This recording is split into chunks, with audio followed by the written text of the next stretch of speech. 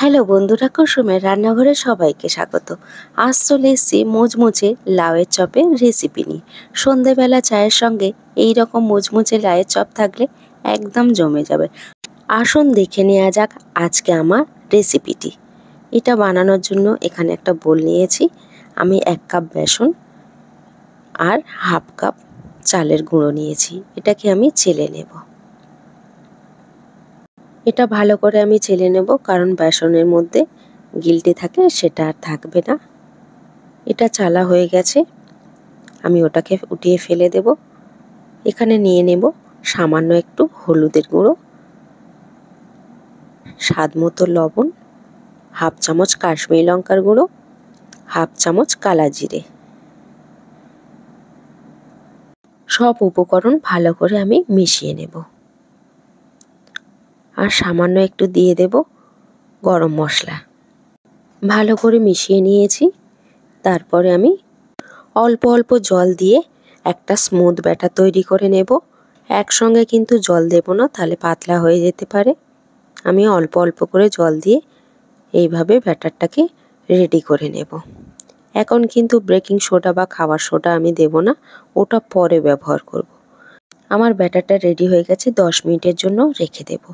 এখানে একটা লাউ নিয়েছি, লম্বা লাউ নিয়েছি, নিয়ে এটাকে দুভাগ করে নেব। লাউটা আমি ভালো করে ধুয়ে নিয়েছি। তারপরে মুখটা কেটে বাদ দিয়ে দেব। এবার খোসাটা আমি ছিলে নেব। এখানে যদি আপনারা লম্বা লাউ না পান, গোল লাউটা দিয়েও বানালে হবে।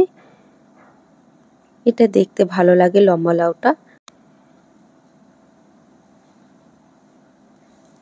আমার খোসাটা ছাড়ানো হয়ে গেছে, দেখুন এইভাবে আমি খোসাটা ছাড়িয়ে নিয়েছি। তারপরে এবার আমি আবার দুভাগ করে নেব, নিয়ে পাতলা পাতলা করে কেটে নেব। একদম কিন্তু পাতলা পাতলা করে কাটতে হবে, বেশি মোটা করে কাটলে হবে না। আপনারা চাইলে বটি দিয়েও কাটতে পারেন। আমি সব এই রকম পাতলা করে কেটে নিয়েছি, দেখুন।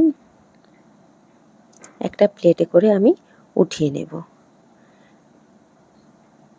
নিয়ে এখানে দিয়ে দেব স্বাদ মতো লবণ।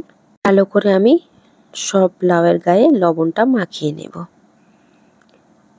আমার মাখানো হয়ে গেছে, আমি এটা সাইড করে দেব।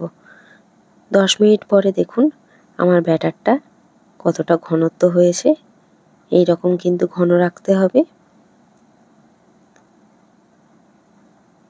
আর এবার আমি দিয়ে দেব সামান্য বেকিং সোডা। 2 চামচ আমি হালকা গরম তেল দিয়ে দেব। অবশ্যই করে ব্যাটারের মধ্যে 2 চামচ তেল দিয়ে দেবেন। তেলটা দেওয়ার জন্য চপটা কিন্তু মুচমুচে হবে। এটা আমার রেডি হয়ে গেছে। এখানে কড়াতে তেল গরম করে নিয়েছি। এবার লাউটার সঙ্গে বেসনের ব্যাটারটা মিশিয়ে আমি একটা একটা করে দিয়ে দেব। তেলে দেওয়ার সঙ্গে সঙ্গে কিন্তু চপগুলো তেলের উপরে ভেসে উঠেছে, দেখুন। এইভাবে আমি সব চপগুলো দিয়ে দেব।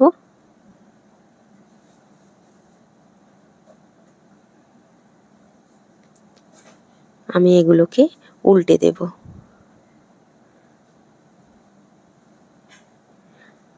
আপনারা তো অনেক আলুর চপ, টমেটোর চপ, ডিমের চপ খেয়েছেন। একবার লাউ দিয়ে এইরকমভাবে চপ বানিয়ে দেখবেন, খেতে কিন্তু দারুণ লাগে আর দারুণ মুচমুচে হয়। দেখুন সব চপগুলো কি সুন্দর ফুলে ভেসে উঠেছে। প্রত্যেকটা চপ কিন্তু এইভাবে ফুলে গেছে। এটা উল্টে পাল্টে আমি লাল লাল করে নেব।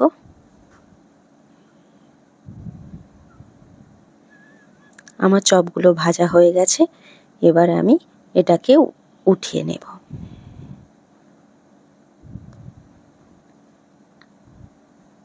প্লেটে করে উঠিয়ে নেব। একইভাবে আমি সব চপগুলো ভেজে নেব। আপনারা কিন্তু বাড়িতে এই রকমভাবে বানিয়ে নিতে পারেন। বিকেলে চায়ের সঙ্গে খেতে কিন্তু দারুণ লাগে। এই রকমভাবে আমি সব লাল লাল করে চপগুলোকে ভেজে নিয়েছি। আমার চপগুলো ভাজা হয়ে গেছে, আমি প্লেটে করে উঠিয়ে নেব। দেখুন সব চপগুলো আমি ভেজে নিয়েছি। কতটা মুচমুচে হয়েছে, আওয়াজটা শুনেই বুঝতে পারছেন। আমার আজকের রেসিপি যদি আপনাদের ভালো লেগে থাকে, লাইক, কমেন্ট, শেয়ার করবেন। আমার চ্যানেলে নতুন বন্ধু হয়ে থাকলে চ্যানেলটাকে সাবস্ক্রাইব করবেন, পাশে থাকা বেল আইকনটিতে ক্লিক করবেন পরবর্তী নোটিফিকেশান সবার আগে পাওয়ার জন্য। ভালো থাকবেন, সুস্থ থাকবেন। আবার ফিরে আসবো অন্য কোনো রেসিপি নিয়ে।